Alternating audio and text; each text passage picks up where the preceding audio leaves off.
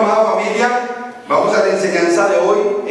Claudita, también me mandaron esta cajita, que esto también es de los niños. Recuerden que ustedes van a llenar esta cajita para poder tener fondos para los niños de Colombia. Amén. Si alguno de ustedes conoce algún patrocinador de fundaciones, que usted sepa que tiene la oportunidad de apoyarnos y de ayudarnos con los niños de Ciénaga y de Pereira, sería bueno que ustedes nos contactaran con ellos, porque necesitamos muchos recursos para poder cumplir con el propósito que tenemos en Ciénaga y en Pereira. Amén. Y yo sé que el Señor tiene mucha gente que nos puede bendecir a través de lo que Dios les ha dado. Hay gente que tiene muchos recursos, y en este país hay una bendición muy grande, que la gente que tiene mucho dinero prefiere darlo a una fundación que dárselo a la IRS. Entonces usted puede aprovechar eso y decir que tenemos una fundación y que estamos apoyando en la educación espiritual a niños en Colombia. Amén. ¿Quiénes están necesitados de ceder de Shabbat? Amén. Otro, pero ¿por qué otro?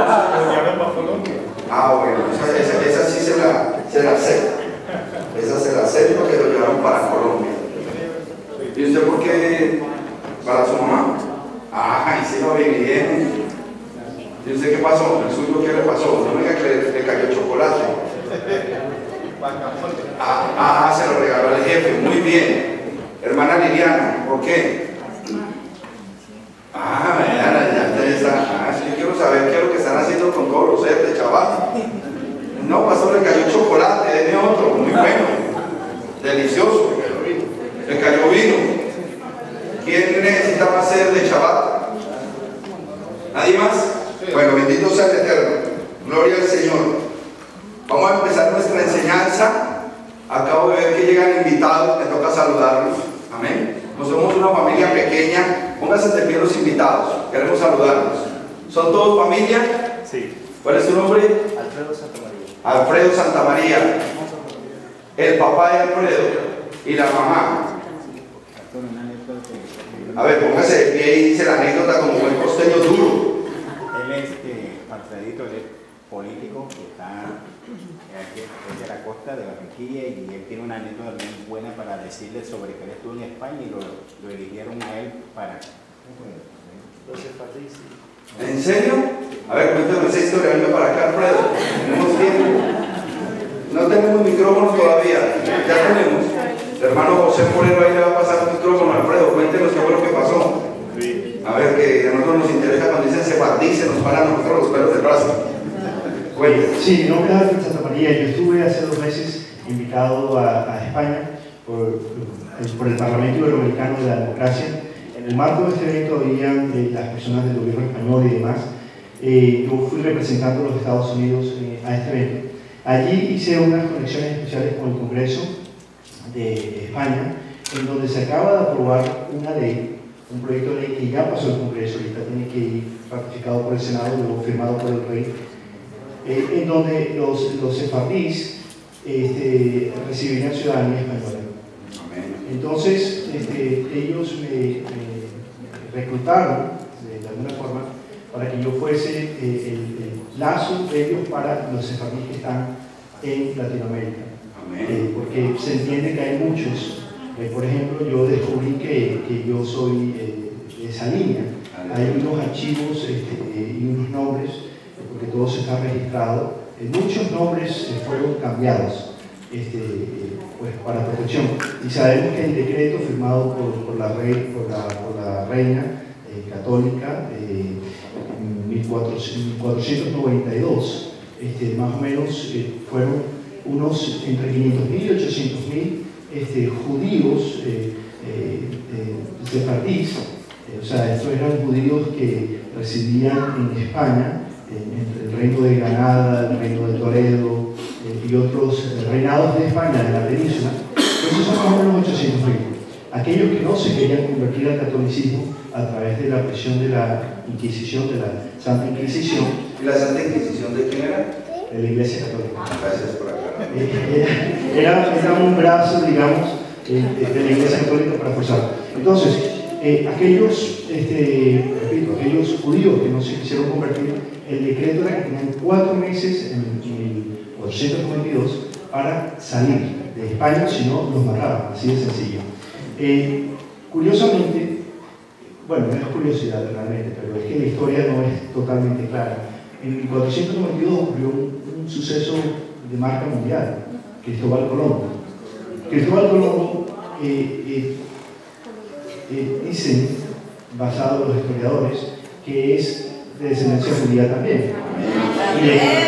Y de que el dinero que realmente financió su cruzada, por decirlo de alguna forma, fueron 3 judíos multimillonarios, al ver en el marco de los 4 meses, de los 800.000 judíos que se aproximan, que residían y hablaban el idioma castellano en España, se dice que un 40% emigraron a Europa, el otro 60%, pues si son cerca de 800.000 personas, estamos hablando más interesante, emigraron a nuevas tierras, a Latinoamérica. Entonces hay muchos de nosotros que hoy somos apellido Santa María como yo, Linero, Pérez o muchos de estos apellidos tienen una línea directamente. Entonces la parte media de todo esto no es solamente recibir digamos la ciudadanía española que te da acceso a todos los países de la Unión Europea, es un beneficio como tal, pero es realmente la conexión que Dios está haciendo a las raíces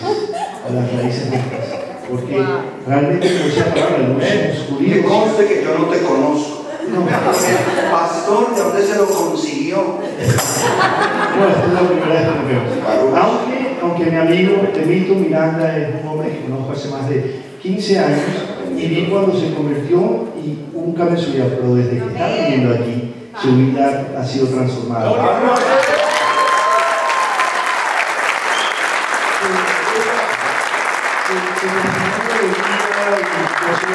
Sus hijos y todo, como él dice, yo pienso que Dios me ha llamado al área de la política, al gobierno. Este año, guiado por el Espíritu, después de un retiro espiritual que hice, acepté el reto por parte de Dios, porque Dios necesita hombres llenos de su espíritu en el gobierno. Y este año me voy a postular ya sea para el Congreso o para la alcaldía. Y no tengo temor de que mis adversarios quizás tengan más experiencia que yo o más edad que yo ni nada. Yo sé que si Dios conmigo, ¿quién contra mí?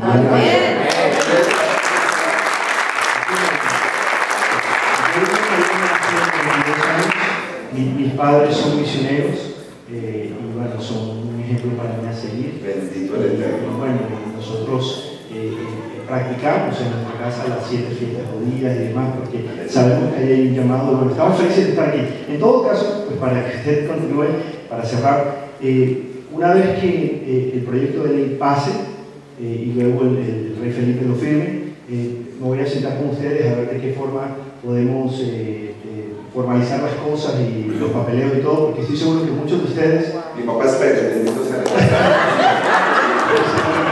Es algo maravilloso, es algo que Dios está haciendo. Y bueno, puedo ahondar muchísimo más en los detalles históricos y el tema del Congreso y demás, pero bueno, no es el punto. Vamos a hacer una plenaria porque pues no es casualidad que hayas venido, porque eso es lo que nosotros le predicamos a los hermanos. Hay muchos hermanos que todavía siguen preguntando, ¿y yo qué soy? Y se les ha enseñado. Pero personas que vengan así como con otro ámbito que no tenga que ver con el religioso, sino que les esté confirmando la verdad de lo que Dios quiere hacer con ellos y con su familia, para nosotros es maravilloso. Amén. Alfredo, esta es su casa. ¿Cómo le decimos a la familia de Alfredo?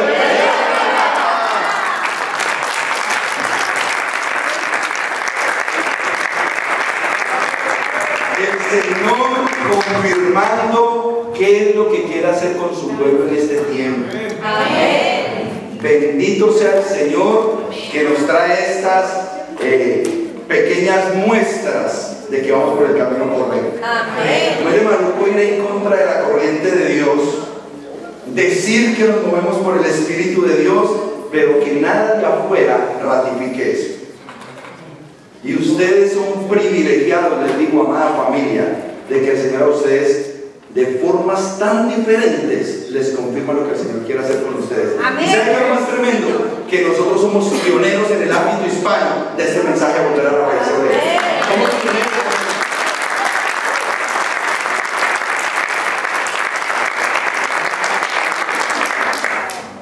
Vamos a empezar con nuestra enseñanza del día de hoy. Es la paracha número 12 y se llama Vayehi. en hebreo, Vayehi, y traduce y vivió. ¿Vivió quién? Israel. Jacob, antes de enfrentarse con el ángel de Yahweh, solamente se llamaba Jacob. Pero la bendición que él recibió después de que se le fracturaron su cadera fue llamarse Israel. Amén. Entonces, y vivió Israel. ¿Dónde vivió Israel? Vamos a hablar hoy por Parashá de los 17 años que Jacob, Israel, vivió ¿en dónde? En Egipto. En Egipto. Y yo quiero que empiecen a entender desde ya la profundidad del mensaje de hoy. Porque si usted vino a este lugar hoy, usted se va a ir claro en el propósito de lo que Alfredo vino a hablar aquí.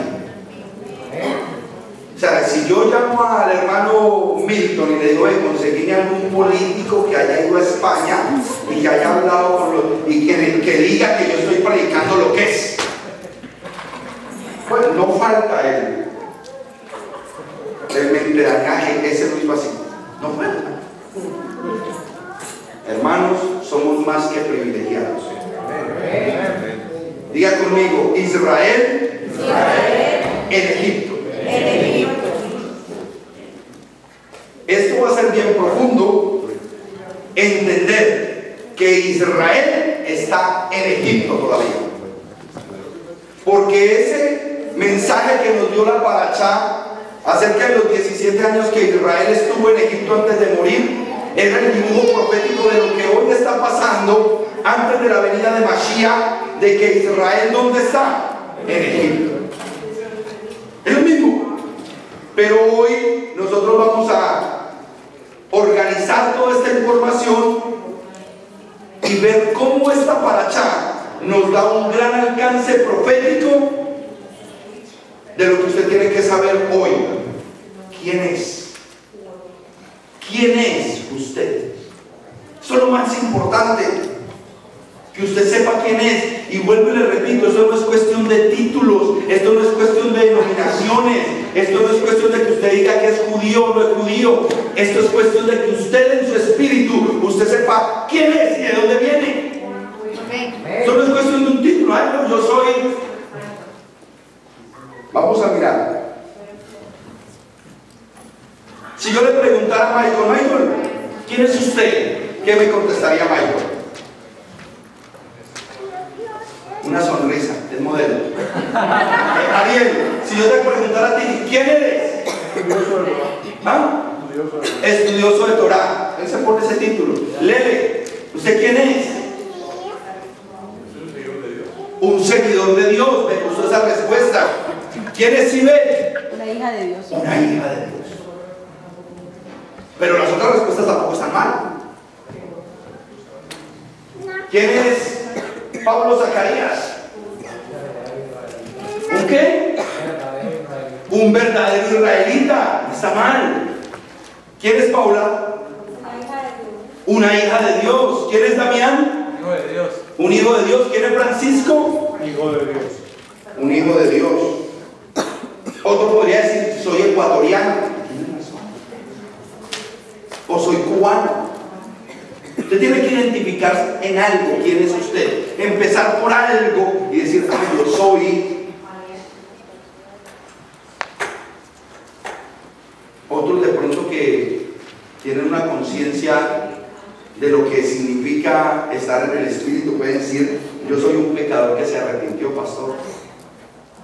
Pero está claro. Entonces lo que yo quiero es que de acuerdo al conocimiento que vamos teniendo por la palabra del Eterno, la Torah, nosotros sepamos quiénes somos. Cuando usted sabe quién es, entonces usted sabe para dónde va y cuál fue el propósito por el cual Dios lo llamó, y entonces va a recibir de lo alto el recurso para lograr el propósito de Dios en su vida. Amén. Amén. Al final de esta charla, yo no sé a qué hora se va a acabar, porque después de que habló Alfredo, el que tenga que ir temprano, ya sé que usted está llamando. ¿Quién es usted? No, uno que anda llamando. Me vaya. Pero al final, cuando usted salga de aquí, usted usted se va a ir sabiendo quién es. Diga conmigo en hebreo: Eye, Asher, Israel. Está aprendiendo hebreo, al final se da cuenta qué es eso. ¿De qué vamos a hablar hoy? Vamos a descubrir unos personajes de una historia muy famosa en el ámbito cristiano. La historia de un padre y sus dos hijos. Pero la vamos a hacer bajo principios no rabínicos. Vamos a utilizar la exégesis verdadera y la hermenéutica para sacar lo que el texto realmente dice de esa parábola. Y no lo que queremos que ese libro nos diga a nosotros. Rascarnos los oídos con los versículos y hacer interpretaciones erradas de la escritura. No, vamos a utilizar el sistema Pardés, que es un sistema de hermenéutica para nosotros sacar la riqueza escritural. ¿Amén? Amén. Y todos ustedes me van a ayudar. El Pardés es simple. Son 4 niveles de profundidad bíblica. ¿Amén? Amén. La palabra Pardés es un acróstico que resume las palabras pechat. Diga conmigo, pechat. Significa lo literal, lo plano, lo que está ahí encimita.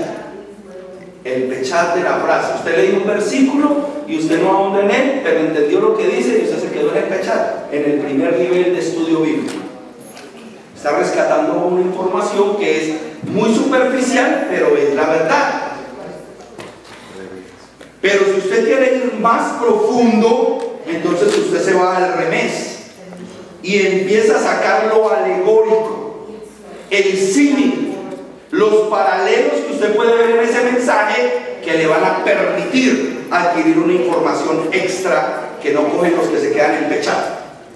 Hay gente que se queda en el pechat y con eso es suficiente, pero hay gente que tiene dentro de su ser un anhelo y un deseo por ir más profundo a la verdad, por rescatar lo más fuerte y lo más valioso del mensaje. Y si usted quiere bajar al tercer nivel de profundidad, nos iríamos para el derus, que viene a ser la interpretación más libre pero muy subjetiva del concepto, y puede ser lo que nosotros logramos aplicar de la palabra de Dios. La palabra de Dios tiene valor cuando la aplicamos a nuestra vida. Cuando se queda en un concepto intelectual, te conviertes en una biblioteca. ¿Para qué sirve una biblioteca? Para nada. ¿Por qué? Porque es solamente información. La biblioteca tiene poder si esa información tú la usas. Pero si tú no usas esa información, eres una hermosa biblioteca pública. No más. Pero cuando tú tomas esa información y la aplicas a tu vida, empiezas a obtener el poder para lograr los propósitos de Dios en esta tierra. Ese es el poder, aplicar la verdad bíblica en tu vida. ¿Amén? Y lo último, el sod. Pero yo creo que hoy no vamos a ir hasta allá. Es más, es delicado ir hasta el sod. Es delicado irnos a la parte mística, porque empezamos a hablar muchas cosas que de pronto saboreemos alguna cosita hoy del sod. Pero yo quiero que empecemos a hacer ese estudio acerca de la parábola del hijo pródigo. Pero lo vamos a hacer bajo ese sistema, y usted va a descubrir la verdadera información profética que está escondida en la parábola del hijo pródigo. Amén. Porque, ay no, el hijo pecador que volvió. Recuerden lo que dijo Alfredo aquí. Está moviendo esto a nivel gobierno internacional, mundial, europeo, para hacer volver al hijo pródigo. Amén. Pero que la palabra hable. Amén. Bendito el Eterno, ni que nos hubiéramos puesto de acuerdo. Vamos a ponerle principios. Imaginémonos este cubículo o esta como un sistema, ¿ok? Todos los que están dentro de estas 3 paredes, 1, 2 y 3, ustedes más todos los que van a venir por allá, vienen con una serie de ideas, formas de pensar y de ver la vida espiritual y religiosa, Cada uno cree en Dios a su manera, cada uno lleva su fe como se la enseñaron, como la entendió, pero aquí en la mitad hay una serie de pensamientos y lo que hoy se debate en el mundo se llama una guerra ideológica. Hoy hay una serie de pensamientos tan altos y tan elevados que no importa si son errados, pero la persona está bien parada, ganó. Punto. Así está enseñando una bobada, una mentira, pero está tan convencido de lo que enseña que gana. ¿Cuánto más los hijos de la luz? No vamos a lograr ese propósito. Eso es lo que hay allá afuera. Y si usted no está bien parado en el conocimiento, le dan un disparo en esa guerra ideológica y lo tumbaron. O usted dispara y gana. Pero estamos en una guerra ideológica. Entonces, vamos a avanzar en este conocimiento, pero respetando estas tres paredes. Y vamos a hablar de esta primera pared, Deuteronomio 6:4. Amén. ¿Qué dice? Y quiero una cosa, hoy sí hay versículos, ¿o no? Porque yo no les voy a dar a usted palabrita de lo que yo me invento. Hoy sí va a leer versículos. Entonces, quiero que anote los versículos porque no tenemos tiempo de buscarlos. El hermano los va a leer. Primer versículo que me habla de esta pared, Deuteronomio 6:4. ¿Qué dice? Oye Israel, Yahweh es nuestro Elohim, Yahweh solamente. Me gusta más la versión Reina Valera. Oye, oh Israel, el Señor nuestro Dios, el Señor Uno es. Esta pared nos dice, Dios es uno.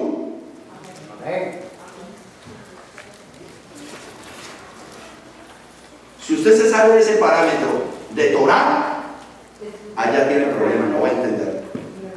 Si usted cree que Dios son dos, o que Dios son tres, o que Dios son 7, o que son 1500, ya rompió el primer parámetro de Deuteronomio 6:4. Oye, oh Israel, el Señor nuestro Dios, el Señor uno es. Y nos lo confirma Yeshua HaMashiach en Marcos 12:29. ¿Qué dice Marcos 12:29? Yeshua le respondió, el principal es, oye Israel, Yahweh nuestro Elohim, Yahweh uno es. Le preguntan al Mesías Yeshua, bueno, maestro, ¿cuál es el primer mandamiento? Oye, oh Israel, el Señor, Yahweh nuestro Elohim, Yahweh uno es. Y los demonios también estaban claritos. Santiago 2:19. A ver qué dicen los demonios que llevan 5000 años estudiando la misma palabra de nosotros. ¿Qué dicen los demonios? Tú crees que hay un Elohim, haces bien, pero también los demonios lo creen y tiemblan. O sea que los demonios saben que es uno. Y los hijos de la luz todavía pensando que son tres. Muy bien. Primer parámetro, esta pared. Yo no me puedo pasar de esta pared porque la palabra del Señor me enseña que Dios es uno. El Shema. Shema de Israel, Adonai Eloheinu, Adonai Echad. Amén. Segunda pared, para no salirnos de allá. Para estudiar la Biblia usted se tiene que amarrar a columnas de estudio, porque si no saca doctrinas raras. Otra columna que me enseña la palabra, Primera de Corintios 4:6. Esa pared es Primera de Corintios 4:6. Hermanos, todo esto lo he aplicado a mí y a Apolo como ejemplo por causa de ustedes, para que aprendan por medio de nosotros a no pasar más allá de lo que está escrito, y para que no se envanezcan favoreciendo al uno contra el otro. ¿Qué dice esa pared? Que no podemos pensar más allá de lo que está escrito. O sea que si queremos estudiar y descubrir la verdad, nos vamos a mantener en lo que está escrito. Y léeme esa pared, Hechos 17:29. Por lo tanto, si somos linaje de Elohim, no debemos pensar que la divinidad sea semejante a oro o plata o piedra, escultura de arte e imaginación humana. No podemos pensar que la divinidad sea semejante a oro, plata, piedras preciosas, esculturas de hombres o imaginación de hombres. No es que yo me imagino que eso no sirve. No es que mi papá me enseñó que eso no sirve. No, es que yo le escuché a un pastor que me enseñó, eso no sirve. El que lea, que entienda. Muy bien, lo aprendiste. Los otros se les olvidó. ¿Para qué hacemos esto? Para que los que están aquí adentro de estas tres paredes, esa no, porque allá está viniendo la gente con una serie de ideas diferentes que va a aprender aquí a estudiarlas de la manera correcta. Pero ¿cómo tienen que estar los del centro? Hechos 17:11. Estos eran más nobles que los de Tesalónica, pues recibieron el mensaje con la mayor prontitud, estudiando cada día las Escrituras para verificar si estas cosas eran así. ¿Qué es lo que tienen que hacer los del centro? Escuchar todo lo que yo digo y cerrar la mente diciendo lo que dijo el pastor, así es. Diligentemente eran más superiores que los de Tesalónica y se iban a sus casas solícitos a investigar, a escudriñar en los escritos que lo que se les estaba enseñando era cierto. El que lea. ¿Y qué otro principio aplica para el pueblo que está dentro de estas columnas? Juan 5:39. Ustedes escudriñan las Escrituras porque les parece que en ellas tienen vida eterna, pues ellas son las que dan testimonio de mí. ¿Qué tiene que hacer el pueblo que está dentro de estas columnas? Escudriñar las Escrituras. Si usted escudriña las Escrituras, si usted se mantiene leyendo la palabra, usted va a entender. La palabra de Dios se va a hacer viva y eficaz y más cortante que espada de doble filo y penetrará hasta los tuétanos de los huesos. ¿Amén? Pero ¿cómo se logra? Escudriñando, leyendo. Y el que lee, entienda. Amén. Esta fue una de las enseñanzas más hermosas que recibimos la clase pasada. Que ahora hay un compromiso en la lectura de la Escritura fuerte para que usted pueda entender. Porque el pastor no va a poder obligarlo a usted a que usted entienda lo que el Señor no le quiere revelar. El Señor le revela a los que estudian, a los que leen la Escritura, a los que tienen hambre y sed de la verdad. Amén. Si usted no tiene hambre y sed de la verdad, cualquiera lo va a engañar, hermano. Cualquiera. Le sale con una opinión y ¡pum! Usted creyó en esa opinión y se fue por esa opinión. Porque usted no estudia. Usted sigue a otras personas porque le sonó bonito lo que dijo, pero no porque realmente tenga usted convicción de que es la verdad.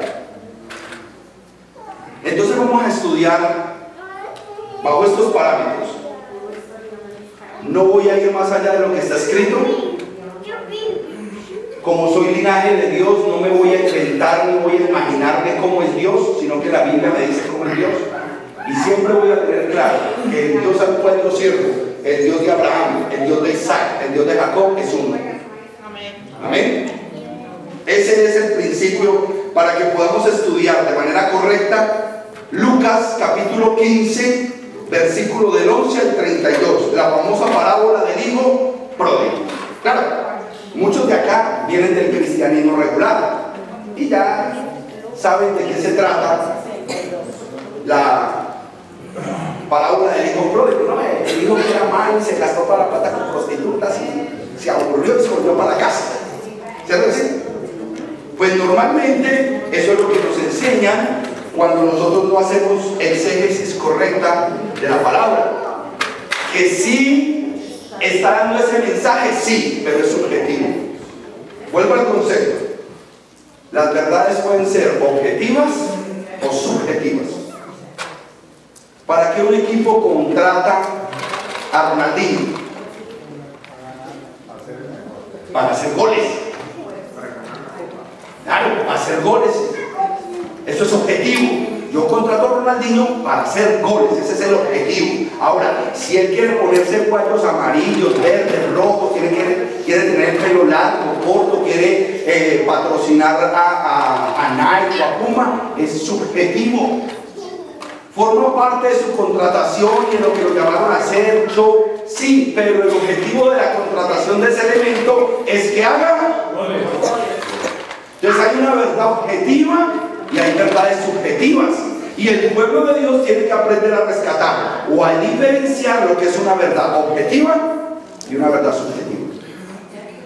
¿Amén? Si usted se quiere quedar en lo subjetivo, no hay problema. Pero al menos que usted sepa, pastor, a mí me gusta más bien el mensaje subjetivo. Pero al menos ya sabe, al menos aprendió eso. Pero si usted logra ver la grandeza de enfocarse en el objetivo que Dios tiene con su vida y con la vida de su pueblo, usted va a obtener mayores beneficios. Amén.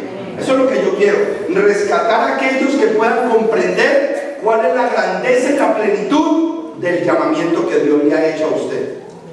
Amén. El hermano va a leer el pasaje de la parábola y yo quiero aprovechar este documento. Esta Biblia es una Biblia de estudio MacArthur. ¿Por qué la quiero usar? Porque voy a leer la explicación del pie de página. Aquí está la Biblia y abajo está la explicación pie de página. Esto es teología moderna que te enseña la palabra de manera subjetiva, y por eso muchos de los cristianos solamente viven con el 25% de la información que Dios les quiere dar a través de su palabra, porque se contentan con estos comentarios y no van a la profundidad de la verdad. Y así lo vamos a hacer. Entonces el hermano va a leer para que todos se refresquen. Si quiere cerrar sus ojitos mientras que le leen la parábola del hijo pródigo, hágalo, pero concéntrese. Amén. Léela, mi hermano. Dijo además: un hombre tenía 2 hijos. El menor de ellos le dijo a su padre: Padre, dame la parte de la herencia que me corresponde. Y él les repartió los bienes. No muchos días más tarde, después de juntarlo todo, el hijo menor se fue a una región lejana y allí desperdició sus bienes viviendo perdidamente. Después que lo malgastó todo, vino una gran hambre en aquella región y él comenzó a pasar necesidad. Entonces fue y se allegó a uno de los ciudadanos de aquella región, el cual lo envió a su campo para apacentar cerdos. Y él deseaba saciarse con las algarrobas que comían los cerdos, pues nadie le daba de comer. Entonces recapacitó y dijo: ¿cuántos jornaleros en la casa de mi padre tienen abundancia de pan, y yo aquí me muero de hambre? Me levantaré, iré a mi padre y le diré: Padre, he pecado contra el cielo y ante ti. Ya no soy digno de que me consideres hijo tuyo. Trátame como a uno de tus jornaleros. Así que se levantó y fue a su padre. Cuando todavía estaba lejos, su padre lo vio y se llenó de compasión. Corrió y se echó sobre su cuello y lo besó. El hijo le dijo: Padre, he pecado contra el cielo y ante ti, y ya no soy digno de que me consideres hijo tuyo. Pero su padre les dijo a sus siervos: saquen enseguida el mejor vestido y vístanlo, y pónganle un anillo en la mano y calzado en los pies. Traigan el ternero cebado y mátenlo, comamos y alegrémonos, porque este hijo mío estaba muerto y ha vuelto a vivir, estaba perdido y lo hemos hallado. Y comenzaron a festejar. Esa es la palabra que todo el mundo conoce, ¿cierto que sí? Y normalmente cuando nos quedamos en el ámbito pechado, arriba, en lo literal, simplemente vemos un padre con 2 hijos, que uno pues le salió como medio loco, y se fue a desperdiciar su fortuna.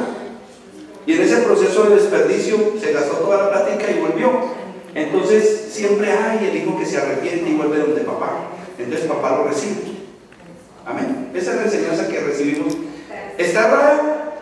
No, pero es subjetiva. Hoy usted va a ver el objetivo real de esa parábola y usted va a entender a qué fue llamado y por qué el Señor se está moviendo de la manera que se está moviendo en este tiempo para recoger a su pueblo y de qué manera lo está haciendo. Amén.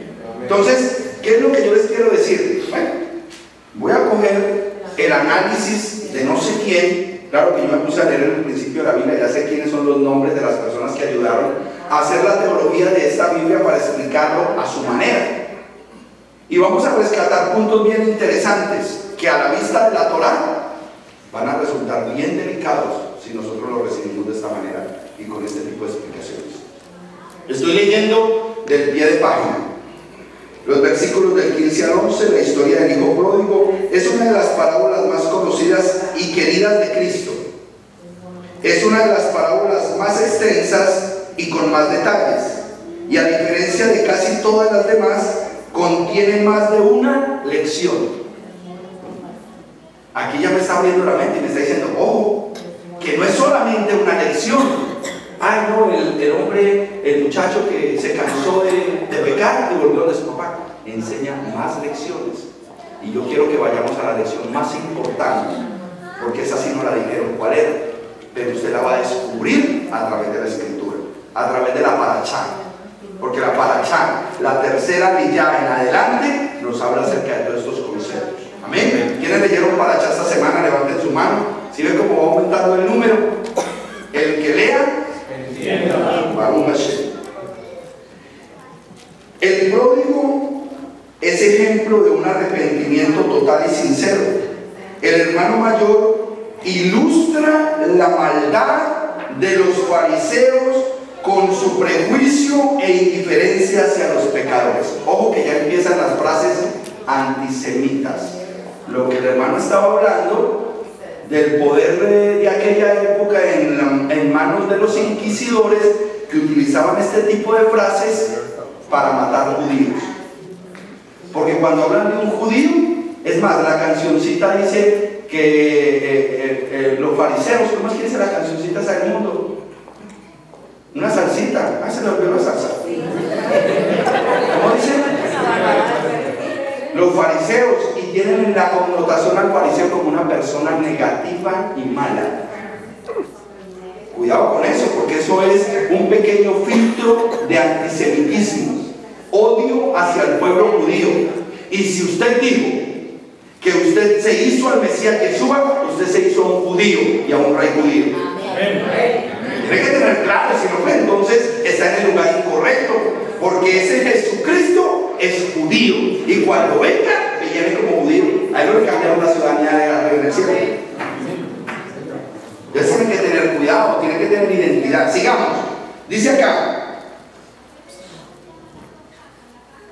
así como en creerse injustos por méritos propios, el Padre representa a Dios, siempre dispuesto y gustoso de perdonar, con un anhelo constante por el regreso del pecador. Diga conmigo, el regreso del pecador.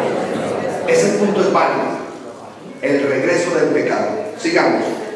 Al seno de su hogar. El tema central, aquí están diciendo, el tema central, como en las otras dos parábolas, que es la de la oveja perdida y la de la moneda perdida, en ese capítulo, cuando usted lea va a darse cuenta.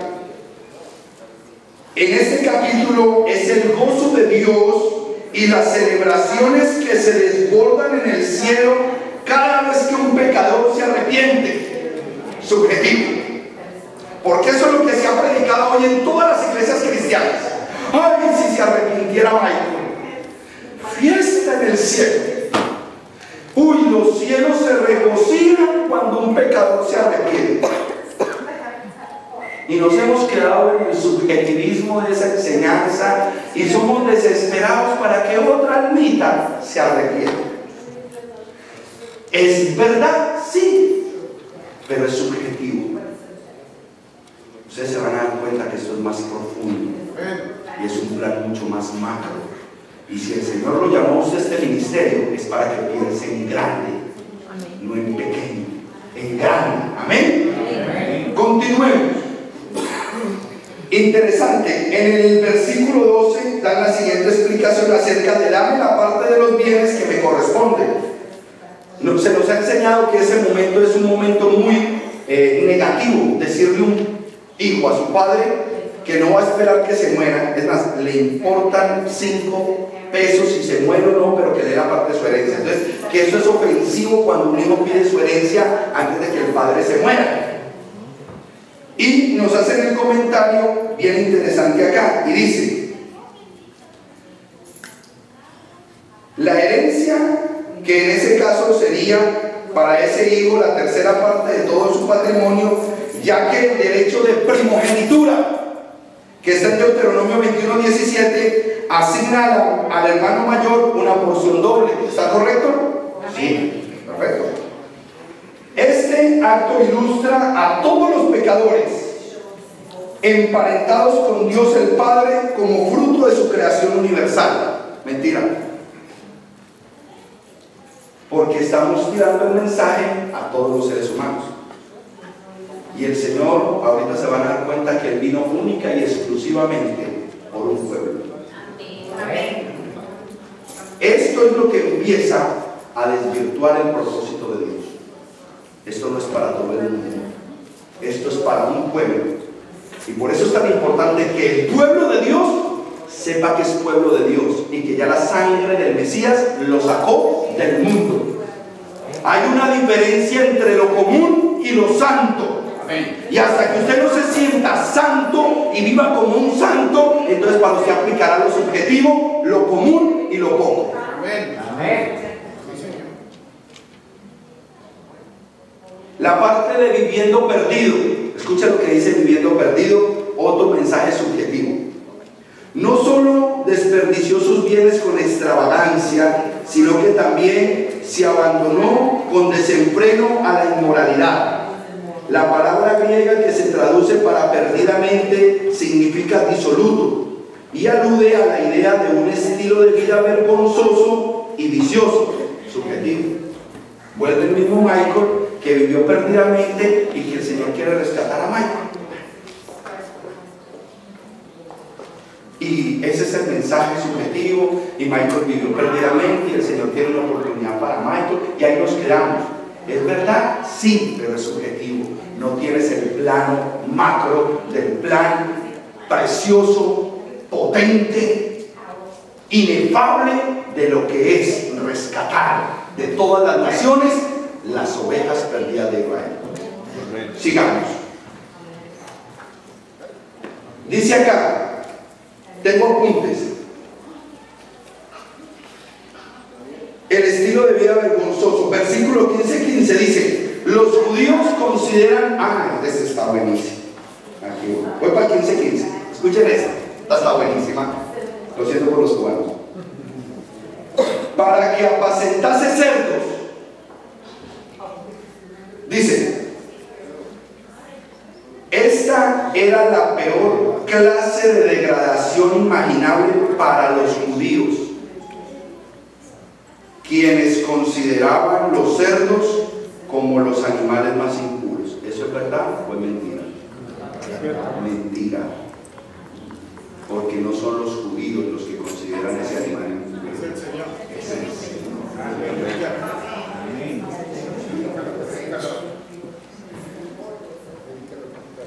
Pero si yo logro cambiar la verdad un poquito y me suena y me gusta, me molestan. Me voy por lo subjetivo, pastor. ¡Hágale! El problema mío no es. Pero el objetivo real y verdadero es que usted descubra cuál es la verdad. Ya usted verá qué hace con la verdad. Amén. Entonces, no es el pueblo judío el que considera el cerdo impuro. Fue Dios que estableció para las 12 tribus de Israel que ese animal no lo comerían los hijos de Dios. ¡Punto! Solamente el aplauso del pastor.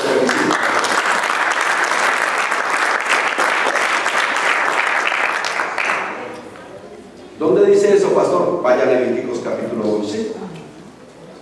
Porque en Levíticos capítulo 11 el Señor le está hablando a las 12 tribus de Israel, no solamente a Judá. Cuando la Biblia habla de judíos, está hablando solamente de una tribu, Judá. Y cuando la Torá se dio, se le dio a las 12 tribus de Israel. Amén. Amén. Muy importante ese punto. Entonces, aparte de que puede ser subjetivo, es mentira. Ahí hay una mentira en la Biblia. Ah, pero fue mentira del espíritu, no. De la parte teológica de los que hoy decimos, pues, que son los que diseñan las Biblias. Y como no leemos, y como no escudriñamos, no entendemos y asumimos que es verdad. Ah, sí, los judíos detestan eso. No. Dios dio una orden y los judíos son los únicos que la han acatado en ese sentido. Amén. Esa sí es la verdad. Antisemitismo en la explicación. Dice: el vestido estaba reservado para el huésped de honor. El anillo es un símbolo de autoridad y el calzado, por lo general, no era usado por los esclavos, y aquí representa su restauración plena para el hijo. Perfecto. El hijo mayor. ¿Qué se dice del hijo mayor? Este simboliza a los fariseos y a las personas que ejercen una religiosidad hipócrita porque permanecen cerca en el lugar donde vive el Padre. Nada. Este le va a meter los dedos a la boca a uno que no lee. Pero nosotros que leemos, eso se llama antisemitismo. Y está en la Biblia. Por eso en ese tiempo, cuando nos presentemos delante del Eterno, ellos dirán: Señor, Señor, en tu nombre hicimos esto, en tu nombre hicimos aquello. Y el Señor les contestará: no los conozco, hacedores de maldad. Amén. Sigamos con este concepto. El hijo mayor, esto simboliza a los fariseos y a las personas que ejercen una religión. ¿Quiénes son los fariseos? Los judíos. Dele otra vez. Hagamos otro holocausto que sea chiquito, pero démosle duro. Antisemitismo. Ojo con eso. Hipocresía, porque permanecen cerca del lugar donde vive el Padre, el templo, pero ignoran su propio pecado y carecen del amor real por el Padre, ya que no se identifican con Él en su gozo. Tampoco les interesa en lo más mínimo que los pecadores se arrepientan. Delicado eso. Tenaz. Porque estás haciendo lo mismo que Martín Lutero. Le hace la obra de Martín Lutero, especialmente el capítulo 11, el padre del cristianismo moderno. Ese hombre, si le hubieran dado un arma, mataba a todo judío que viera por ahí caminando. No habiéndote desobedecido jamás, dice acá, el comentario de el hijo mayor suena con el mismo espíritu que transpiraba en las palabras de los fariseos. Antisemitismo. Versículo 31: todas mis cosas son tuyas, la herencia ya había sido repartida, todo lo que el padre tenía estaba en la posesión del hijo mayor, pero este codiciaba incluso el amor mostrado por el padre al hijo pródigo.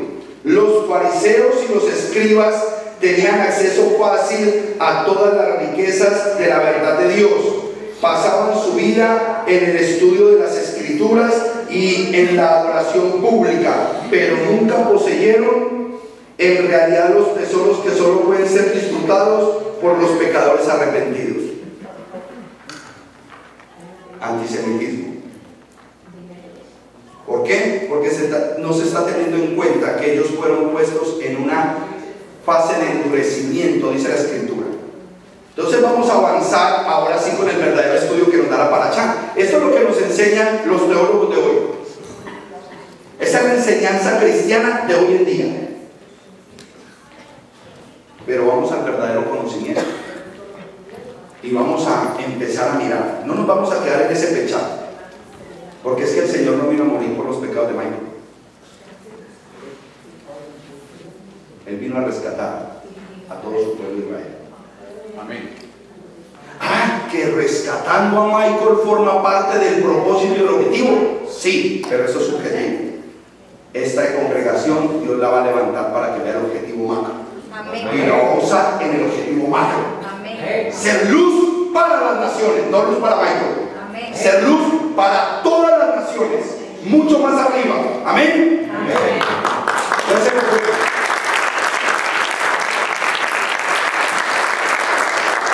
La tercera liyá, me voy a concentrar en la tercera liyá de la Parashá. Para los invitados, ¿qué es la parachá? La parachá en hebreo significa porción. Ese es un documento milenario. Esto fue establecido por los sabios judíos, rabinos, que dividieron la Torá en 54 secciones para estudiarla día tras día, para que se pudiese cumplir la promesa que está en Josué capítulo 1, versículo 6. Porque hoy le queremos dar esa promesa a todo el mundo. Si te deleitas en mi palabra y meditas en ella de día y de noche, y eres fuerte y valiente, entonces haré prosperar tu camino y todas tus empresas prosperarás y tendrás éxito. Y lo único que lees es Juan, porque es el evangelio del amor. Cuando tú lees esa palabra, tú te das cuenta que el libro que el Señor está citando ahí es la Torá.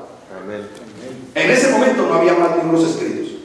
Si tú meditas en la Torá, Génesis, Éxodo, Levíticos, Números y Deuteronomio, todas tus empresas prosperarán. Todas. Entonces hágale caso. Usted quiere ver la bendición establecida como se le estableció a Abraham, Isaac y Jacob. Viva como vivió Abraham, Isaac y Jacob. Amén. Bendito el Eterno. Entonces empecemos con el versículo de Génesis 48, 17. ¿Me vas a leer de la misma parachá, José? ¿No? Ok, no importa. Léelo de ahí. Cuando Joseph vio que su padre estaba poniendo su mano derecha sobre la cabeza de Efraín, pensó que se había equivocado. Así que tomó la mano de su padre para volverla de la cabeza de Efraín a la de Manasés. Ok, vamos a empezar a mirar la situación que estaba pasando en ese momento y ya no nos vamos a quedar en el pechado. Vamos a bajar un poquito y vamos a ver el símil, el paralelo que hay entre esa parábola y lo que sucedió con los hijos de José y la bendición que le entregó Jacob, porque ahí es donde está la profundidad profética de lo que hoy está pasando, de sacar a las 12 tribus de Israel de todos los rincones de la tierra. Y procesos políticos como el que el hermano habló ahorita forman parte del regreso de la diáspora. Así es que usted tiene que empezar a tener la mentalidad de que usted va a empacar maletas es para irse para Israel, no para Colombia, porque usted ya no es colombiano, usted ya no es cubano. Dice la palabra que nosotros ya no somos ni extranjeros ni advenedizos, sino como ciudadanos de los santos, de la familia de Dios. Ya no somos extranjeros, sino ciudadanos de un solo pueblo. Ezequiel capítulo 37, y se llama Israel. Amén. Ahora no le estoy diciendo que no, usted ya se va a empacar y se va a ir. No, usted se puede ir otra vez para Colombia, pero usted no es colombiano ya. Usted va a vivir en Colombia otro tiempo, o se va a ir para Canadá, o se va a ir para España, pero usted va a vivir otro tiempo allá, porque usted es un peregrino. El propósito de Dios todavía no se ha cumplido. Usted es un israelita. Y vamos a mirar cómo es que esa bendición se estableció sobre los israelitas. Aquí vemos a un padre, Jacob, y a sus dos hijos, Efraín y Manasés. ¿Es correcto? Amén. ¿Alguien dijo no? Ah, bueno, la hermana está clara, está traduciendo, pero está en la abogada. Ella está traduciendo, pero no pasó, no es así. Él era el abuelo. ¿Estamos seguros que era el abuelo? No. Tuvieron un privilegio grandísimo Efraín y Manasés, y los adoptó. Sentado en su cama los abrazó, y los abrazó tan cerca. Esos muchachitos tenían entre 25 y 27 años cuando los adoptó. Imagínense a Efraín, a Jacob, Israel. Yo voy a hacer la representación. Me toca todo gráfico. Él se sienta en su cama, viejito, ya no podía ver, y se tenía que salir bastante para que los testículos le quedaran afuera. Alejandro y Andrés. Y llama a Efraín. Ven, Efraín. Como es tan grande, me imagino que Efraín se arrodilló, porque él estaba sentado en su cama, y lo abraza de tal manera que la circuncisión de su abuelo lo tocaba. Ese era el sistema de adopción hebreo.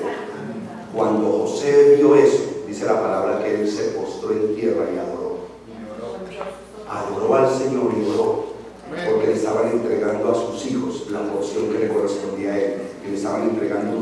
supremo, mayor, porque fueron tomados como hijos de Jacob. Amén. Ahí lo dice la Escritura, eso fue una adopción. Por eso les decía, como Abraham y como Isaac, pon tu mano derecha debajo de mi muslo. Lo que pasa es que la Biblia habla muy hermoso, pero era debajo del muslo que tocara la circuncisión, porque esa es la señal de la marca en la carne del pueblo de Dios. Ese es el pacto de Dios con su pueblo, la circuncisión. ¿Amén? Entonces, esos dos niños, esos dos jóvenes eran hijos de Israel. Ellos fueron adoptados con los mismos privilegios de Rubén y Simeón, dice la Escritura. Los mismos privilegios. Era su padre. Versículo 48-19, el siguiente. Pero su padre objetó, diciendo: lo sé, hijo mío, lo sé. Él también llegará a ser un pueblo y también será grande, pero su hermano menor será más grande que él, y su linaje será suficientemente numeroso para formar naciones. Me toca hacer la representación. Ven otra vez acá y te arrodillas. Ven, Alexis. Ustedes van a hacerse. Vengan. Hagan favor. Arrodíllese acá. Vengan. Sí, Alexis. Entonces, había una discusión tremenda. ¿Ok? Ahí pasó algo. José trae a sus dos hijos. Ven, Alexis. No vas a decir nada, tranquilo. No te toca hablar. Arrodíllate aquí. A él le tocaba bendecir a esos dos niños, a esos dos muchachos. ¿Ok? Entonces, José pone a mano derecha el mayor. Porque ¿a quién le toca la bendición de la primogenitura? Y eso lo sabía Jacob, Israel lo sabía. Y al lado izquierdo le puso a Efraín. Acérquese un poquito porque yo sé que este es el más duro para que vean. Ok, sube, arrodilla. En vez de hacer así, hizo así. Y cambió la primogenitura. Entonces ahí mismo José dijo: no, pa, y le cogió la mano. Le dijo: no, pa, es así. Y le dijo: mijo, esto conviene que sea así. Es necesario que sea así. Es necesario que sea así.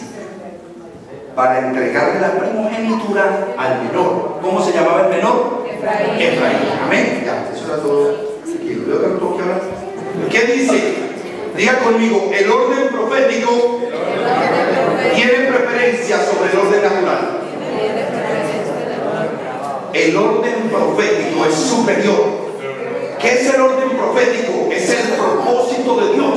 El propósito de Dios es superior a los propósitos familiares. El propósito de Dios es más grande que lo natural. Ejemplo sencillo: la casa de mi esposa. Mi esposa es la menor, son solamente dos hermanos, mi esposa y su hermano mayor. ¿Quién tiene la primogenitura? Él. Eso es lo natural. Y la palabra de Dios dice que todo varón primogénito que rompe el vientre de su madre es separado para allá. Eso dice la Torá. Pero él no quiso.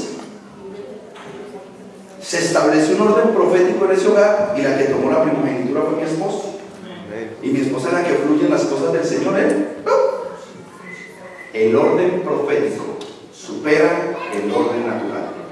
Entonces tiene que tener ojos de discernimiento y darse cuenta que no es por lo natural que usted está viendo, sino porque Dios tiene un plan y es necesario que usted conozca el plan de Dios.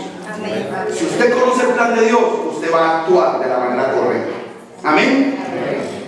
Entonces aquí se ve un padre con sus dos hijos y se ve la bendición que establece sobre esos hijos, pero qué tremendo que la bendición más poderosa la estableció ¿sobre quién? Sobre el menor. Si yo llevo ese cuadro a la parábola del hijo pródigo, el propósito más grande lo tenía el que se perdió, que el que estaba en casa. El plan más poderoso lo tenía el que se había ido, que el que se mantuvo en casa. Que en este caso, ¿quién es el que se mantuvo en casa? Si vemos el concepto profético claro. ¿Y quién es el hermano mayor? Judá. Muy bien, ahí la vi bien. ¿Quién es el hermano mayor? Judá. ¿Y quién es el hermano menor? Efraín. Amén. Ese Efraín fue y se perdió. Vamos a mirar cómo se perdió. Diga conmigo, Melo Hagoim. Melo Hagoim. Eso quiere decir plenitud de naciones. Plenitud de naciones. Dice aquí, mas su padre rehusó y dijo, lo sé, hijo mío, lo sé. Él también llegará a ser un pueblo y él también será grande. Sin embargo, su hermano menor, Efraín, será más grande que él y su descendencia llegará a ser plenitud de naciones. Melo Hagoim, plenitud de naciones. Eso nos lo confirma Romanos 11, 25 y 26. ¿Qué dice? Hermanos, para que no sean sabios en su propio concepto, no quiero que ignoren este misterio, que el endurecimiento que le ha ocurrido a Israel es parcial, hasta que haya entrado el número pleno de gentiles, y entonces todo Israel se salvará, como está escrito, de Sión vendrá el libertador para quitar de Jacob la impiedad. Amén. ¿Quién es la plenitud de los gentiles? Israel, Efraín. El propósito, lo está hablando en Romanos, es necesario el endurecimiento del hermano mayor. Es necesario que los judíos de hoy estén así con respecto a nosotros, que no nos acepten, porque eso se los impuso Dios. Mientras que entran la plenitud de los gentiles. ¿Quiénes son esos gentiles? Vamos a mirar quiénes son esos gentiles. Les voy a hacer la historia corta, porque esa es la parte que hoy en día tiene velado el 75% del Evangelio. El seguir viendo a Jesucristo bajo un sacrificio subjetivo y de muerte individual para rescatar individualmente a los hermanos. Eso es subjetivo. Muy poquitos ministerios hoy predican el mensaje macro, el plan poderoso de Dios. Y cuando usted va a Primera de Reyes capítulo 12, empieza a entender lo que pasó con las 12 tribus de Israel. Las 12 tribus de Israel tuvieron 3 reyes: Saúl, David y Salomón. Lo único en común que tuvieron los 3 es que fueron los únicos reyes de Israel hasta el día de hoy que lograron gobernar las 12 tribus de Israel al mismo tiempo. Todo el reino de Israel estaba compacto, 12 tribus y gobernaron. Pero por la desobediencia de Salomón y por la perversión de los pueblos en aquella época, el Señor dividió el reino en 2. Y cuando usted lee todos estos capítulos en Primero de Reyes, capítulo 11, 12, usted va a entender cómo se dividió el reino. El reino se divide en, ¿cómo hiciera aquí? Ok. De acá para arriba, el reino del norte, que se conoce como la casa de Israel o la casa de José, 10 tribus. Y de esta línea hacia abajo, el reino del sur, Judá, que tiene que ver con Judá, Benjamín y algunos levitas. Ahí están las 12 tribus. Pero cuando se divide el reino, al norte gobierna un rey que antes era un siervo y es descendiente de la tribu de Efraín y se llama Jeroboam. El rey del reino del norte, Jeroboam. El rey del reino del sur, hijo de Salomón, Roboam. Jeroboam y Roboam. El de aquí, el de Judá, sí era descendencia de Salomón, pero el del norte era un siervo, un empleado de Salomón. Ustedes conocen esa historia cuando él cogió la sábana y la dividió en 12 pedazos y le dijo: coge 10 pedazos y 2 allí. Eso ya lo conocen ustedes. El primer rey de esas 10 tribus fue Jeroboam, que era de la tribu de Efraín. ¿Quién dividió el reino? ¿Quién? El Eterno. ¿Por qué lo dividió? Por la desobediencia. Y eso está escrito en el segundo libro de las Crónicas, capítulo 10, versículo 19. El Señor manda a las tribus del norte, a la casa de Israel, 2 profetas claves para hablarles de su pecado. Y esos profetas son el profeta Amos y el profeta Oseas. Cuando usted lee a Amos y a Oseas, ellos están profetizando acerca de la situación del norte. Las 10 tribus del norte, la casa de Israel, no la casa de Judá. Amén. ¿Estamos claros? Amén. Amos y Oseas fueron enviados al reino del norte para anunciar su pronta destrucción. La casa de Israel iba a ser enviada a las naciones y mezclarse entre ellas. ¿Entre quiénes? Entre las naciones, como está escrito en Oseas 7:8a. Efraín se mezclará con las naciones. Esas 10 tribus del norte en el año 722, a través del reino de Asiria, fueron capturadas y enviadas a los 4 rincones de la tierra. ¿Qué pasó con las 10 tribus de Israel, de la casa de Israel? Diga conmigo, nunca regresaron. Nunca regresaron, se perdieron. Se fueron. Se mezclaron entre todas las naciones, nunca regresaron.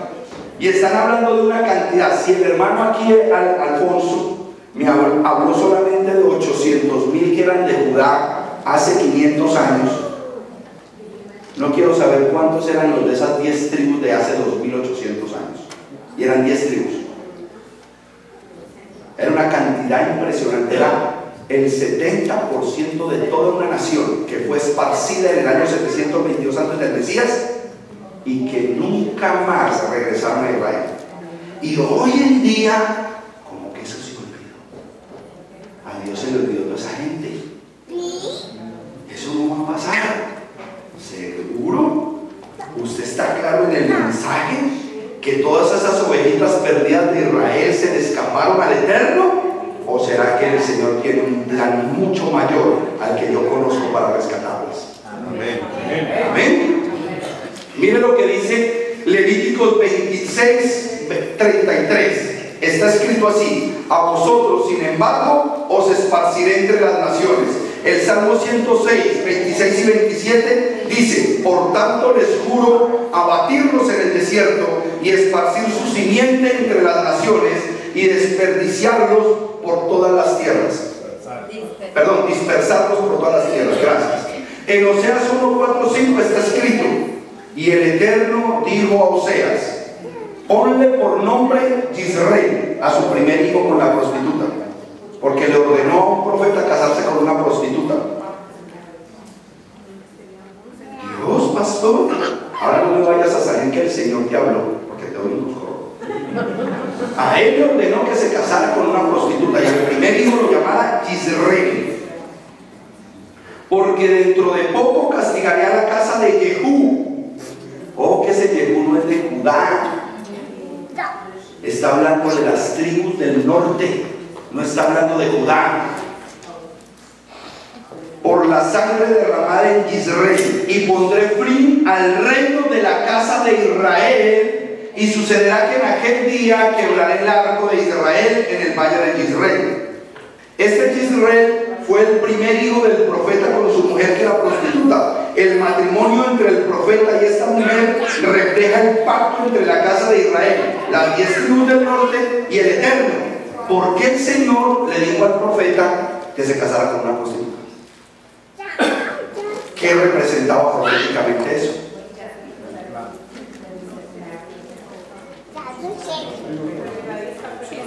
Duro que no les oigo, honestamente no les oigo. ¿Ah? Sí, pero ¿por qué le dice al profeta que se case con una prostituta? ¿Qué es una prostituta? Una mujer que adúltera. Y el Señor le decía a su pueblo que era un pueblo adúltero, que todo diosecito que veía por allá afuera lo ponía en la sala, que todo bultico que le vendían, que lo regalaban en la calle, le ponían la bolsita en el baño, que todo palito raro con colores y bolitas que alumbraban lo ponían en el balcón.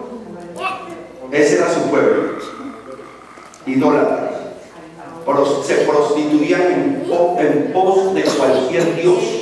Por eso le dice al profeta que se case con una prostituta, porque eso reflejaba lo que significaba el pueblo de Israel para Dios. Se había prostituido en pro de otros dioses. Eso es lo que se conoce como adulterio espiritual. Amén. Dice Mateo 13:3. He aquí el sembrador salió a sembrar. Y el versículo 39 dice: y la siega es el fin del mundo, y los segadores son los ángeles. ¿Qué fue lo que el Señor sembró en toda la tierra?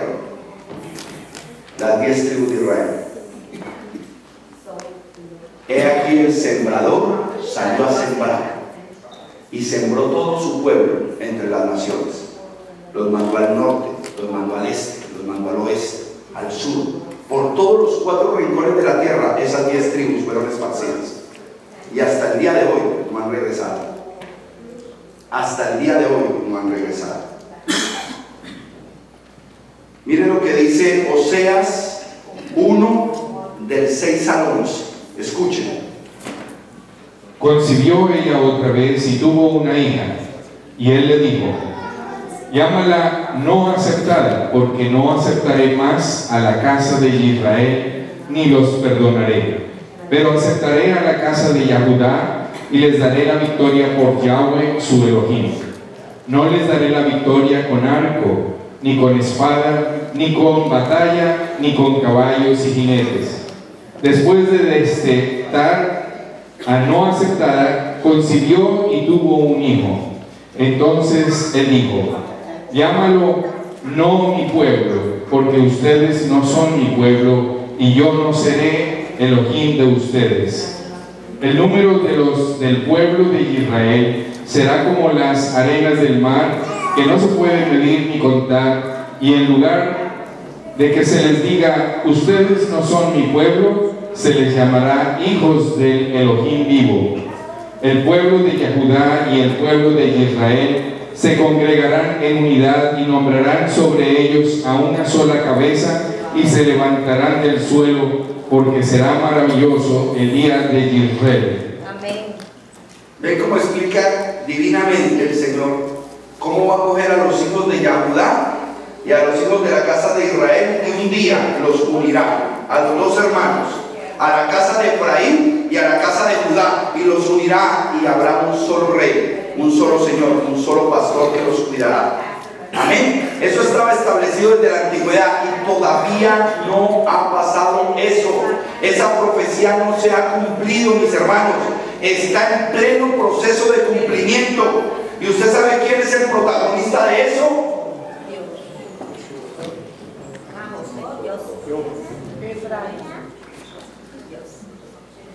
Oseas 2, del 14 al 23. Espérate, yo muestro este dibujo profético antes de que tú leas eso. Esa explicación es necesario leerla completa, porque la explica muy bien. El profeta dibuja el plan del Eterno para la casa de Israel con pocos brochazos. ¿Quién es la casa de Israel? El norte. José o Efraín, las 10 tribus del norte. Primero será rechazada la casa de Israel. ¿Cuándo fue rechazada la casa de Israel? 722 antes del Mesías. Luego se convertirá en una cantidad tan grande que no se puede contar, como la arena del mar, lo cual indica que están dentro de las naciones del mundo. ¿Por qué no se pueden contar? ¿Y por qué más? Dilo duro, hermana. No se saben quiénes son. Lo que vas a hacer tú. Bueno, ¿usted qué apellido es? ¿Y ese Pérez de dónde viene? No, que yo tengo un abuelo que vino de España. A ver, consígueme los datos de ese abuelo. Eso es lo que el trabajo que él y muchos hombres se están empezando a establecer a nivel mundial, para empezar a recoger todas las 12 tribus de Israel, porque no es una sola. Lo que pasa es que nosotros, por estar en América, la influencia más grande que tenemos es la judía. Yo no le quiero decir a usted que usted es descendiente judío, porque, ¿y usted cómo sabe, pastor? No me quiero meterle a rollo, pero estoy convencido de que usted viene de Judá. Estoy convencido de eso. Específicamente la tribu de Judá, porque fuimos influenciados por la venida de Colón. Eso está claro. Usted se mete a YouTube y hay un reportaje, ponga ahí reportaje sobre Cristóbal Colón, y un periodista español habla clarito que Cristóbal Colón era judío y que la gente en España sabe que él era judío. Y cuando nos enseñaron en la escuelita, yo no sé cómo fue en Cuba, pero en Colombia nos metieron una bien brava, que las 3 calaveras tenían llenas de ladrones y prostitutas. ¡Claro! Esa era la forma despectiva de llamar a los marranos que no se querían convertir al catolicismo. La Santa Inquisición, cuando usted ve las películas de ellos, es verdad. Le abrían un huequito acá pequeño en el estómago y le sacaban un pedacito del intestino y empezaban a envolverlo hasta que se lo sacaban todo. Eso era la Santa Inquisición. No le dé miedo verlo. Busque cómo operaba la Santa Inquisición. Eso era. Y nosotros ahorita decimos, ay no, el holocausto de 1936, 6 millones de judíos masacrados. Mi hermano, usted no quiere saber cuál fue el holocausto de 1500. Más de 20 millones de judíos matados. Si no, que en esa época no había ni cine, ni televisión, ni prensa. Eso es que yo vea calladito bien. No hablé mucho de eso. Pero la gente no investiga. ¿Por qué? Porque no leen. Ese sí fue un holocausto grande. Porque no se quisieron convertir a su religión.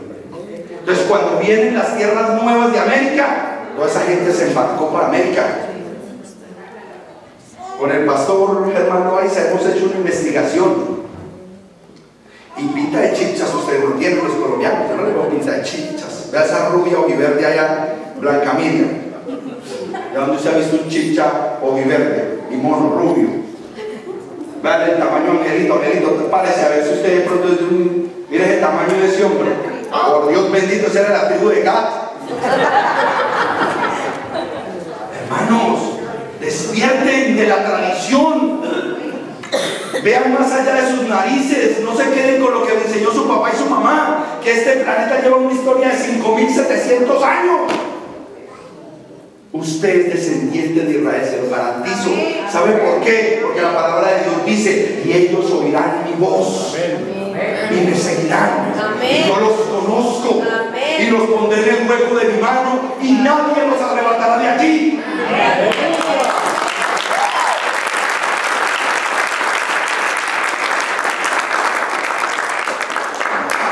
Luego se habla de una restauración de la identidad israelita en el mismo lugar donde fueron rechazados. Porque yo quiero llevar el mensaje claro de Israel y no solamente de Judá, porque tenemos que ir al plan macro. Dios no quiere restaurar solamente a Judá. La misión de este tiempo es restaurar las 12 tribus de Israel. Amén. Este es el tiempo de las 12 tribus de Israel. ¿Y cómo lo está haciendo el Señor? A través del Evangelio de Yeshua HaMashiach, de nuestro Señor y Salvador Jesucristo. A través de ese mensaje es que Él está dando ciudadanía celestial y está recogiendo a las 12 tribus de Israel. Amén. Dice, de una unificación entre los hijos de Yahudá, que son los judíos, que nunca perdieron su identidad, y eso lo tenemos claro. Si hay un pueblo que tiene identidad israelita, es el pueblo judío. Por eso tenemos que aprender de ellos. Diga conmigo, son nuestros hermanos mayores. Hay que aprender de ellos. Así es sencillo.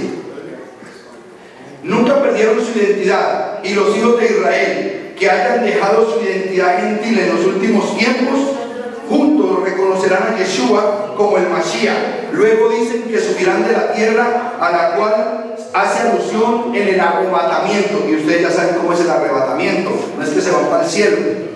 De todos los que son del Mesías, como en el día de Israel, el día de la siembra de Elohim, que será grande. Los hijos de Israel están entre todas las naciones gentiles, y desde allí serán arrebatados para encontrarse con el Mashiach cuando vuelva a la tierra. El evento que va a unir a las 12 tribus de Israel será la venida del Mesías. Amén. Amén. Amén. Hoy, honestamente, no nos diferencia nada del pueblo judío. Si nosotros no pensamos en el pasado, de que ellos crean o no crean en nuestro Mashiach, no importa, olvídense de eso. Ellos y nosotros estamos esperando al Mesías. Ellos y nosotros estamos esperando al mismo. Ya somos un solo pueblo que estamos esperando al mismo Redentor. Amén. Eso se llama Ejad, unidad. Y cuando el pueblo de Dios se une en la verdad, vendrá la venida del Mesías. Amén. Ahora sí leamos Oseas 2, del 14 al 23 para que acabemos de ver este cuadro claro. Ciertamente yo la persuadiré y la llevaré por el desierto y le hablaré cariñosamente. Le daré sus viñas desde allí y el valle de Acor como cultivo de esperanza.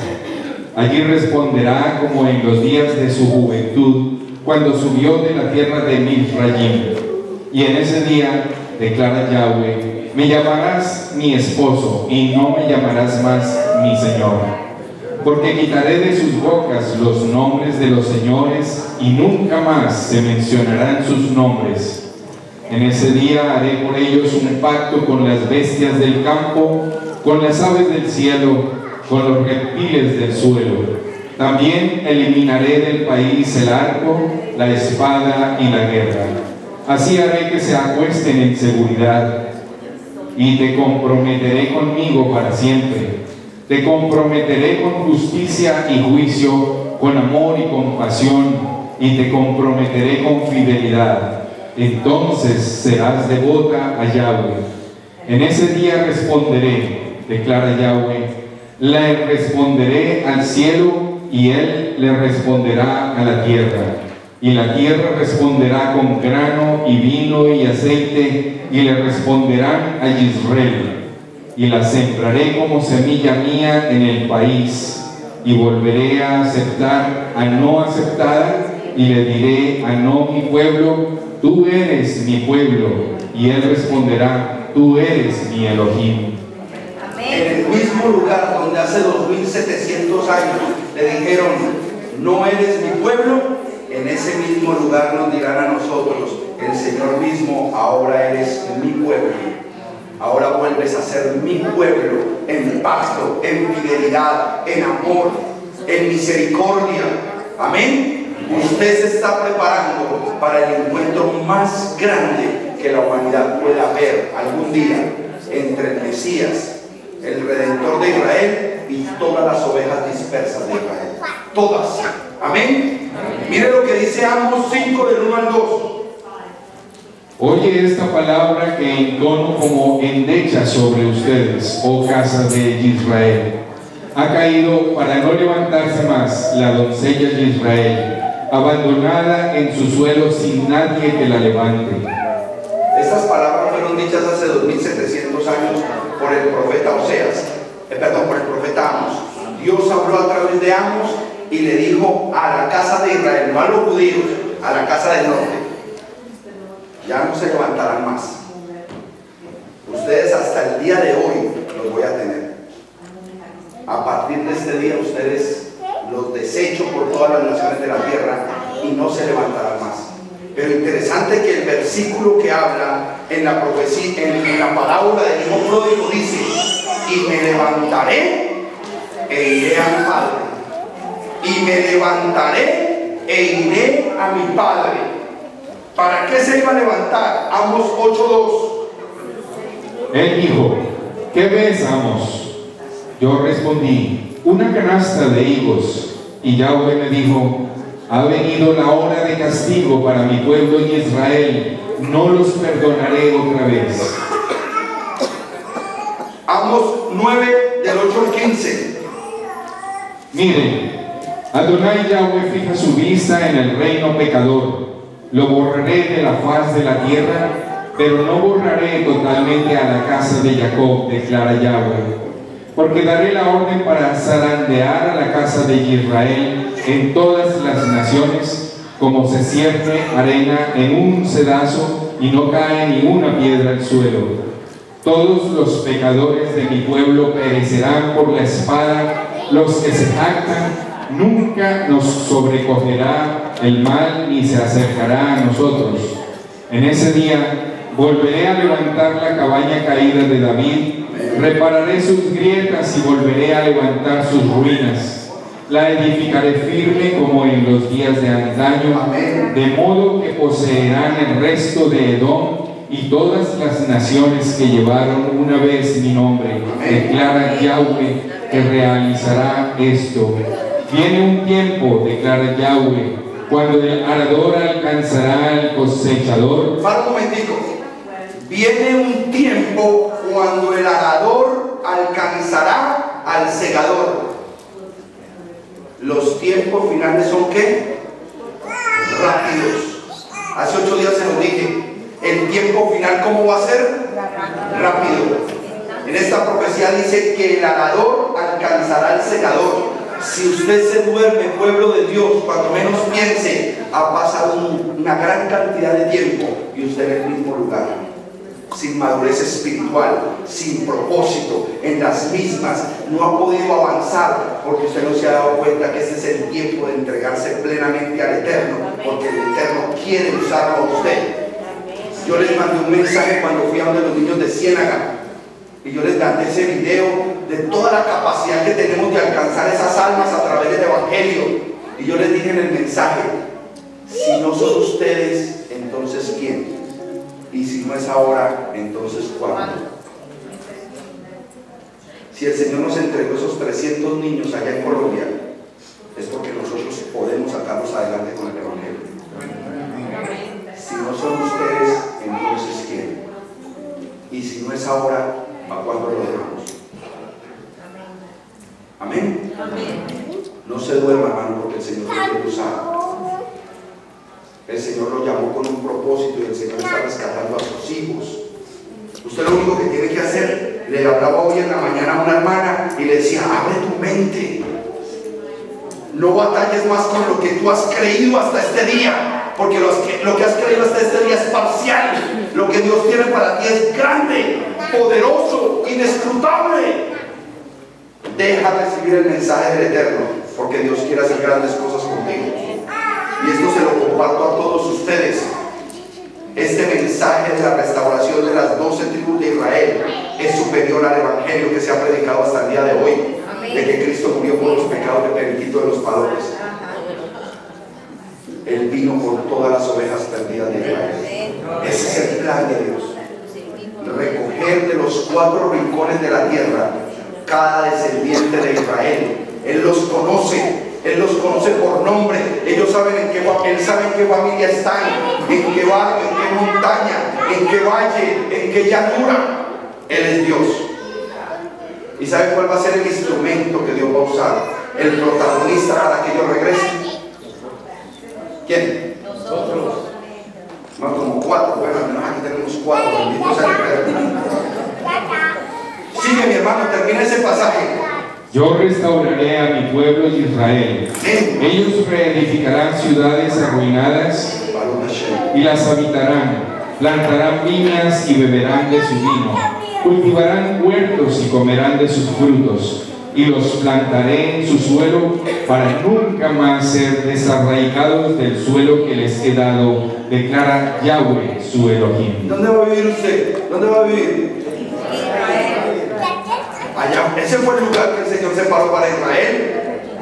Y si usted cree que va a descender la nueva Jerusalén, ¿será que se va a posar sobre la vieja Caracas? ¿O sobre la vieja Bogotá? ¿O sobre la vieja Washington? La nueva Jerusalén descenderá y tomará posesión de la vieja Jerusalén. Y desde allá gobernará el Rey de Reyes y Señor de Señores por 1000 años, desde el mismo lugar donde gobernó su padre David. Amén. Usted tiene que entender eso, hermano. Si usted no puede recibir, usted tiene que orar más y leer la Escritura para que usted pueda comprender el llamamiento sacrosanto que el Señor nos está haciendo en este tiempo. La casa de Israel no recibió ninguna compasión con la invasión asiria en el año 722, sino que fue totalmente destruida como nación. Las 10 tribus fueron llevadas a los países que están ubicados al norte de Israel. Eso usted lo puede leer en el segundo libro de Reyes 17:6. De allí se esparcieron por todo el mundo. Sin embargo, se pueden encontrar rastros claros de varias de las diferentes tribus en los países noroccidentales de Europa y de Norteamérica. A los predicadores de hoy en día se les ha olvidado el detalle que está clarito en la Biblia. Santiago 1:1. Santiago saluda ¿a quiénes? A todos los esparcidos de las 12 tribus. Ese era un predicador de la primera camada que salieron de discípulos del Mesías cuando resucitó. Y Santiago saluda a ¿quiénes? A las 12 tribus esparcidas de Israel. Hoy se le olvidó eso a los predicadores. Y Pedro lo confirma. Es más, Pedro tenía esta cita. En 1 Pedro 1:1, él sabía dónde estaban ubicados. En Asia, en Capadocia, en Bitinia, en el Ponto y en Galicia. En todas las poblaciones abajo del mar Egeo. Él los tenía ubicados. O sea que los primeros discípulos del Mesías estaban claros a dónde tenían que ir a predicar. Y eso se olvidó. Hoy Jesús murió por periquito en los palotes. Con eso es suficiente para llenar iglesias. Nosotros no fuimos levantados ni establecidos para llenar iglesias. Nosotros somos un brazo de Yahweh para recoger las 12 tribus de Israel. Ese es el mundo.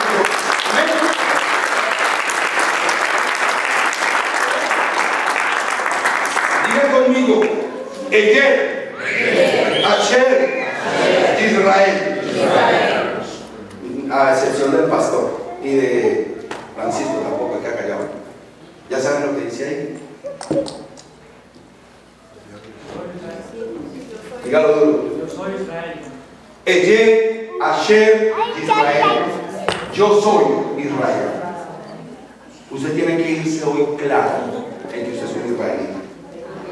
Porque la sangre del Mesías lo cubrió.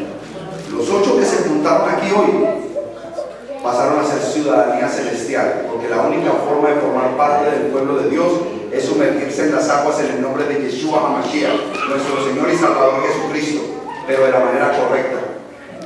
El verdadero bautismo tiene que ir precedido de arrepentimiento. Amén. Por eso es que Jesucristo se bautizó a los 30 años, porque es una persona consciente de que se debe arrepentir. Un bebé no se puede arrepentir, hermanos.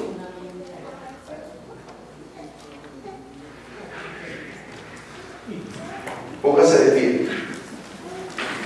En Zacarías 10:3-2 está escrito: contra los pastores se enciende mi ira, y a los machos cabríos castigaré, porque el Eterno de los ejércitos ha visitado su rebaño, la casa de Yahudá, y hará de ellos como un caballo de honor en la batalla. De él saldrá la piedra angular, de él la clavija, de él el arco de guerra, de él todo gobernante. Juntos serán como